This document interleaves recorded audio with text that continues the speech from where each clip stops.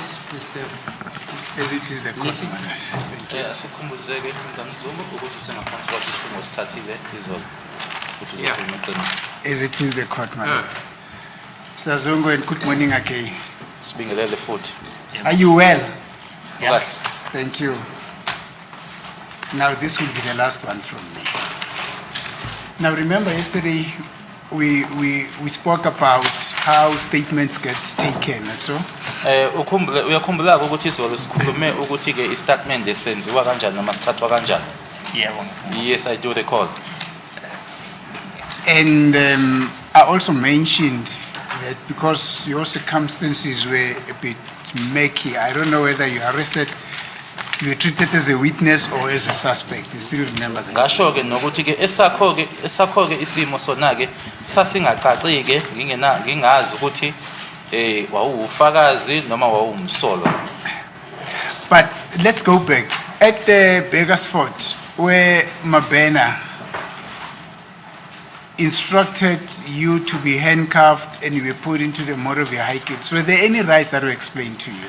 Asike sihlehlele umuva ke eBeggarsford la khona ke uMabhena athi awuboshwe noma ufakwe kona ke ozankosi akhona yini amalungelo owawatshela? No. Thank you.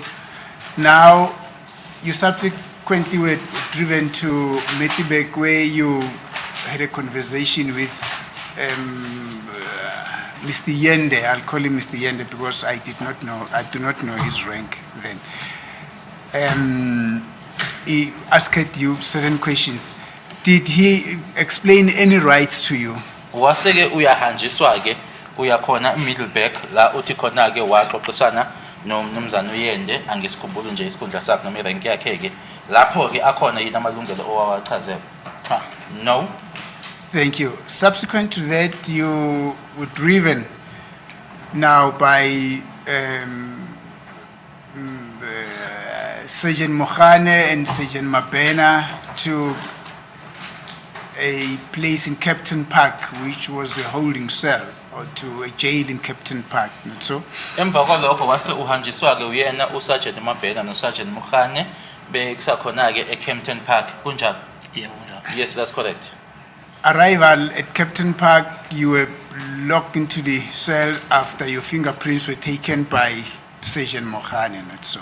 Seniqedile ke no Sergeant uMohane uthatha ithupha wase uyahanjiswa ke uya emaselini. Yeah. That's correct. Were there any rights explained by him at that moment or before he could take you to the cells? Ngaleso sikhathi leso kakhona yini amalungelo achazela wona noma ngaphambi kokuthi ke ahambisa kusemaselini?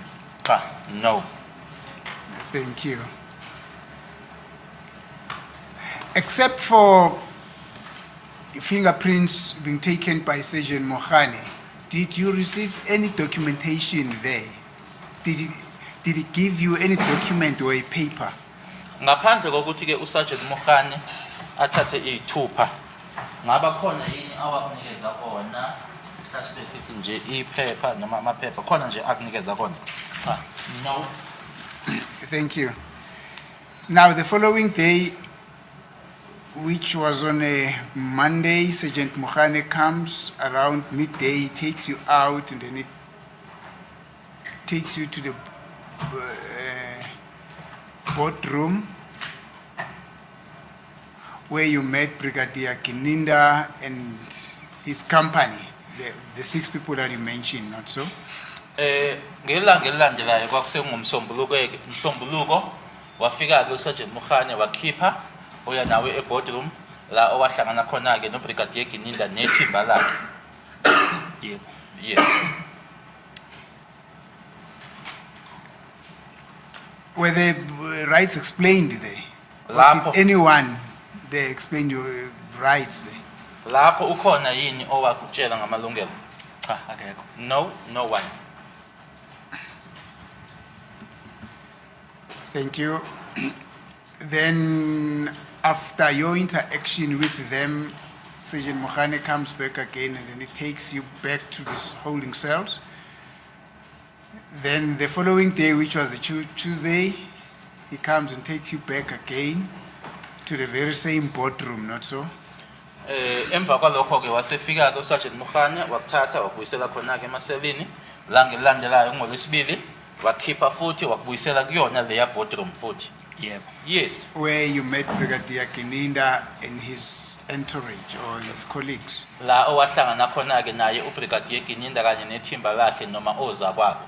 Yep. Yes. Were any rights explained there, sir? Lapha khona amalungelo yini owachazela? No. Thank you, Mr. Zungu. My Lord, let me confirm with my clients if there is anything that I need to confirm with him. Okay, thank you.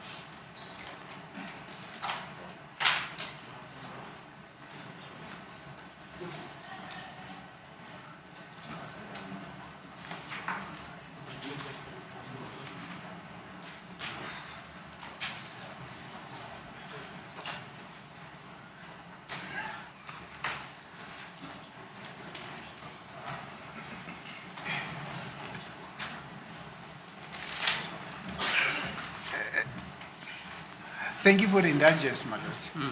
Mr. Zungu, Mr. Sbia says there's a place that you mentioned that you met him at Fossil Race. I think that was in 2017. At a ShopRite spot, the shop, is it the ShopRite place or shop that you say you realized that it was packed to capacity and then you had to go to some other place where you ultimately bought liquor. Do you still remember that? Engabe yakhumbula yini usho ngobufakazi bakho bayizolo ke usibuye uthi ke kunale ndawo oyishilo uthi la enani yothenga khona ke nase nathola ukuthi eShoprite kugcwele najika ke naya kwenye indawo la enathenga khona. Yangishilo uthi khona la sahlala ngaphandle kwase hostel. Yes, I did mention that there was this particular place outside the hostel where we met.